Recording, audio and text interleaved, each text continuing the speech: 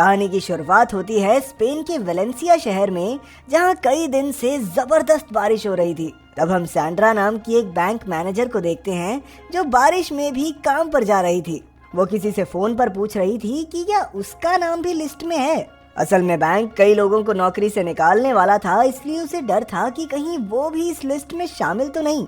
खैर, जब वो बैंक पहुंची तो पता चला कि कई सिक्योरिटी ऑफिसर्स बारिश की वजह से समय पर नहीं पहुंच पाए थे। कुछ ही समय में बैंक खुला और ग्राहक अंदर आने लगे। जल्द ही सैंड्रा को खबर मिली कि बैंक ने उसे भी नौकरी से निकालने का फैसला कर लिया है। ये सुनकर उसे बहुत गुस्सा आया, क्योंकि ईमानदारी से काम करने के बावजूद भी उसे बेवजह निकाला जा रहा था। तभी अचानक बैंक के बाहर एक वैन आई और कई नकाबपोश लोग तुरंत बैंक में घुस आए। बैंक के सिक्योरिटी गार्ड ने उन्हें रोकने की कोशिश की, लेकिन चोरों ने बॉम्ब से पूरा बैंक उड़ाने की धमकी दी। इसके बाद उन्होंने बैंक के दरवाजे बंद किए और फिर चोरों ने वहां मौजूद सभी लोगों को बंदी बना लिया। लेकिन एक क्लर्क ने बड़ी चालाकी से अलार्म बटन दबाकर पुलिस को खबर कर दी, पर चोरों के लीडर यूरुग्वायो ने उसे देख लिया और सबके सामने बुरी तरह पीटा। तब लोको नाम के एक चोर ने बैंक के सारे कैमरास बंद कर दिए और फिर ऑफिस में बैठी सैंड्रा को हथकड़ी लगाकर कैद कर दिया।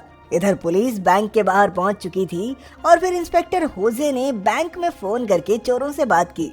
पर यूरुग्वायो ने होजे से मांग की कि अगर सरकार बंदियों को जिंदा छुड़ाना चाहती है तो उन्हें उसे और उसके साथियों को सुरक्षित देश से बाहर भेजने का इंतजाम करना होगा। उधर गैलेगो एक मेटल डिटेक्टर की मदद से कुछ ढूंढ रहा था और जैसे ही मेटल डिटेक्ट हुआ तो उसने एक वेल्डिंग मशीन से जमीन में छेद कर दिया, जहां से एक खुफिया रास्ता निकलकर सामने आया। असल में ये पहले से चोरों के प्लान का हिस्सा था। यूरुग्वायो ने तो बस पुलिस को भटकाने के लिए प्लेन की मांग की थी। उन्होंने पहले ही ये सुरंग तैयार कर ली थी ताकि इसके जरिए भागकर वो पुलिस को चकमा दे दें। लेकिन पिछले कुछ दिन से हो रही भारी बारिश की वजह से ये सुरंग पूरी तरह पानी से भर चुकी थी और अब बैंक लूटकर इस रास्ते से भागना तो लगभग नामुमकिन सा था। ये चोरों के लिए काफी बुरी खबर थी, क्योंकि उनके पास बाहर निकलने के लिए इसके अलावा कोई रास्ता नहीं था। इधर सैंड्रा उनकी बातें बड़े गौर से सुन रही थी। तब उसने बैंक से बदला लेने और चोरों की मजबूरी का फायदा उठाने का फैसला किया। सैंड्रा ने चोरों से कहा कि वो उन्हें इस बैंक में मौजूद सबसे कीमती लॉकर का पता बता सकती है, ताकि उसे लूटकर चोर जल्दी से भाग सकें।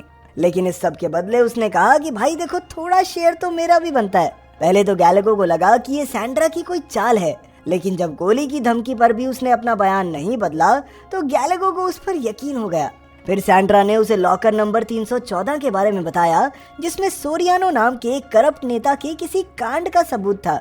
इस सबूत के जरिए वो देश भर में तहलका मचा सकते थे। आखिरकार गैलेगो ने डील के मुताबिक एक लॉकर से हीरे निकालकर सैंड्रा को दिए। उधर सोरियानो के लिए काम करने वाले एक आदमी फेरान को खबर मिली कि उनकी पार्टी के ही किसी आदमी ने सोरियानो के खिलाफ कुछ सबूत इकट्ठा कर रखे हैं, और तो और उन्हें छुपाया भी उसी बैंक में गया है। अगर ये सबूत दुनिया के सामने आ गए तो सोरियानो के साथ साथ वो सब भी खतरे में पड़ जाएंगे। लेकिन ऐसा उस लॉकर में था क्या, ये कोई नहीं जानता था। अब उन्हें किसी भी हालत में इस सबूत को हासिल करना था, वो भी पुलिस को खबर किए बगैर। पर फरहान के कुछ करने से पहले ही चोरों की टीम ने लूट का सामान और लॉकर में से वो सबूत लेकर सुरंग में छलांग लगा दी। लेकिन अफसोस, पानी का बहाव इतना तेज था कि आगे बढ़ना नामुमकिन हो रहा था। इसी वजह से उन सबके चेहरे पर पकड़े जाने का खौफ साफ साफ दिखाई देने लगा। आखिरकार मजबूरन वो वापस बैंक में लौट आए, पर तब तक फरहान ने पुलिस को बैंक में घुसकर चोरों को मारने का आदेश दे दिया था। उधर इंस्पेक्टर होजे को ये समझ नहीं आया कि आखिरकार पुलिस वाले किसके ऑर्डर पर ये काम कर रहे हैं। तब फरहान पुलिस के साथ चोरों पर हमला करने ही वाला था कि अचानक जिमी नाम के एक और नेता ने उसे मिशन बंद करने का ऑर्डर दिया। फिर उसने फरहान और बाकी मेंबर्स को बताया कि चोर यूरुग्वायो को बैंक में चोरी करने के लिए उसने ही भेजा है। असल में जिमी को लॉकर में मौजूद उस सबूत के बारे में पता चल गया था, इसलिए उसने यूरुग्वायो के जरिए उसे हासिल करने का प्लान बनाया। लेकिन ये सब सुनकर उसके साथ ही भड़क उठे, क्योंकि जिमी सबूत को उन सबके खिलाफ भी तो इस्तेमाल कर सकता था। खैर, तब फरहान ने उन सबको समझाया कि भाई ये लड़ने का टाइम नहीं है, जल्दी से उस सबूत को हासिल करके तबाह करते हैं। इसलिए उन्होंने किसी ऐसे आदमी को ढूंढने का फैसला किया जो ये काम कर सके। वहीं बैंक में यूरुग्वायो को समझ नहीं आ रहा था कि यहाँ से बचकर जाएंगे कैसे। पर जब उसे पता चला कि गैलेगो ने लॉकर की जानकारी के बदले सैंड्रा को हीरे दिए थे, तो वो तुरंत सैंड्रा के पास पहुंचा। यूरुग्वायो ने उसे जान से मारने की धमकी देकर हीरे लौटाने को कहा, लेकिन तब तक सैंड्रा उन हीरों को निगल चुकी थी। वहीं दूसरी ओर लोको सबूत वाली हार्ड ड्राइव में मौजूद वीडियोस को देखने से खुद को रोक नहीं पाया और उसने एक कंप्यूटर पर हार्ड ड्राइव खोल दी, लेकिन गलत पासवर्ड डालने की वजह से उसी पल हार्ड ड्राइव में मौजूद सभी फाइल्स अपने आप डिलीट हो गई। उधर फेरान ने कर्नल मेलिजो को चोरों से वो हार्ड ड्राइव हासिल करने का काम दिया। जल्द ही मेलिजो पुलिस से छिपकर यूरुग्वायो से मिलने पहुंचा। उसने यूरुग्वायो से वादा किया कि अगर तुम मुझे हार्ड ड्राइव दे दोगे तो मैं तुम्हारी पूरी टीम को सुरक्षित बाहर निकलवा लूंगा। फिर उसने बैंक के बाहर तैनात पुलिस को भी अपनी स्पेशल फोर्स से बदल दिया ताकि किसी को भी उन पर शक न हो। यूरुग्वायो के पास कोई और रास्ता भी नहीं था तो आखिरकार वो मान ही गया।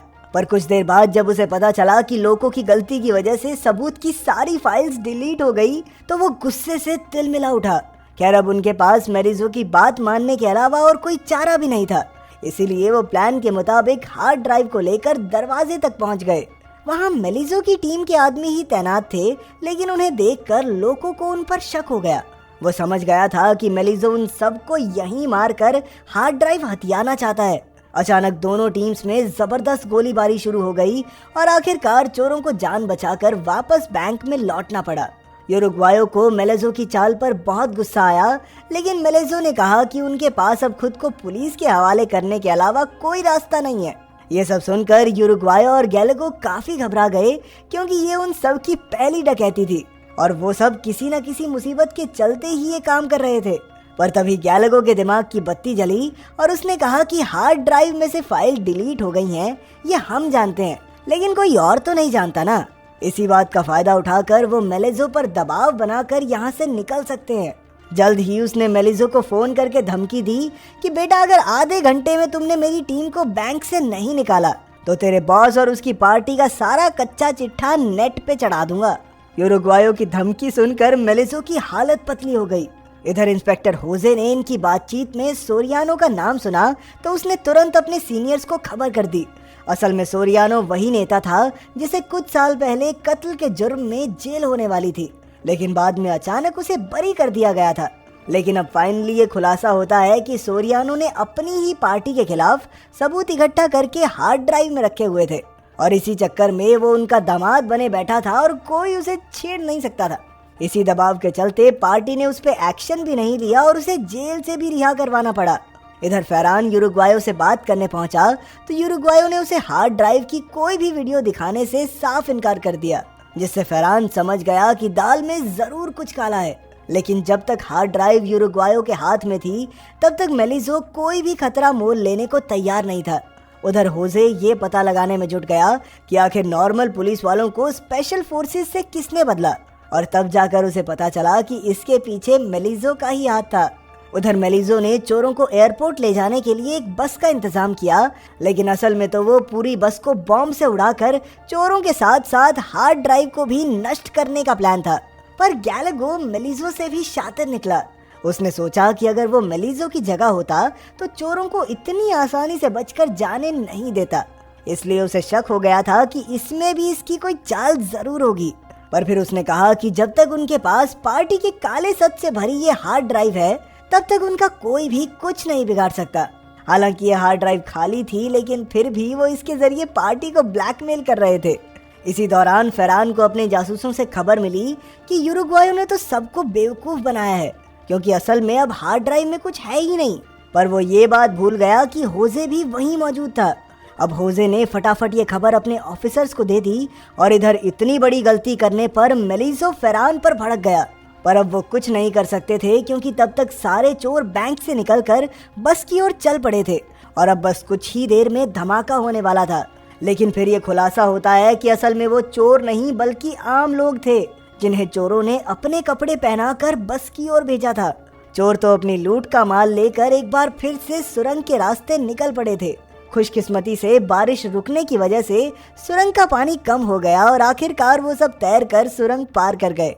जब तक मेलिजो की टीम उन्हें पकड़ने बैंक तक पहुंची तब तक वो सब कपड़े बदलकर रेलवे स्टेशन तक पहुंच चुके थे।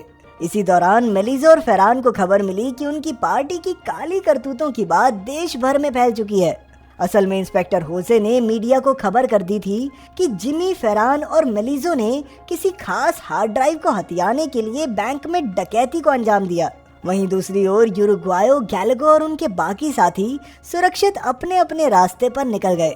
अब उन्हें किसी बात का कोई डर नहीं था, क्योंकि वो जानते थे कि जब तक उनके पास वो हार्ड ड्राइव है तब तक कोई भी उनका कुछ नहीं बिगाड़ सकता।